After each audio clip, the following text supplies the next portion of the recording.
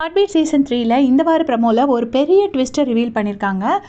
ரீனாவோட வயித்துல ஒரு சின்ன மார்க் இருக்குது, ஒரு கட் இருக்குது. அதை வந்து கதிர் பார்த்துடுறாரு. அது என்ன அப்படின்னு பார்க்கும்போது அவங்களுக்கு வந்து இந்த மாதிரி கிட்னி டிரான்ஸ்பிளான்ட் பண்ணியிருக்காங்க. அந்த கிட்னி கொடுத்தது வேறு யாரும் இல்லை, ரதி மேம் தான். ஸோ இப்போ என்ன ஆக போகுது அடுத்து அப்படின்னு பார்த்தீங்கன்னா, இதுக்கு முன்னாடியே அர்ஜுன் வந்து அவங்க அம்மாவோட சீக்ரெட்டை வெளியே சொல்லிட்டாங்கன்னு சொல்லி அர்ஜுன் கூட பேசாமல் இருந்தாங்க. அதுக்கப்புறம் அவங்க அப்பாவோட சீக்ரெட்டை சொல்லலை அப்படின்னு சொல்லிட்டு அர்ஜுன் கூட பேசாமல் இருந்தாங்க. இப்போ வந்து இப்படி ரதி மேம் தான் கிட்னி கொடுத்தாங்க விஜய் மறைச்சு இங்கே கூட்டிகிட்டு வந்துட்டாரு அப்படிங்கிறதுனால இனிமேல் விஜய் கூட சண்டை போட்டுட்டு பேசாமல் இருக்க போகிறாங்க. அண்ட் விஜய் திரும்ப ரீனாவோட லவ் கிடைக்கிறதுக்காக எவ்வளோ தூரம் பின்னாடி போகிறாரு அப்படிங்கிறது தான் அடுத்த ஸ்டோரியாக இருக்கும்.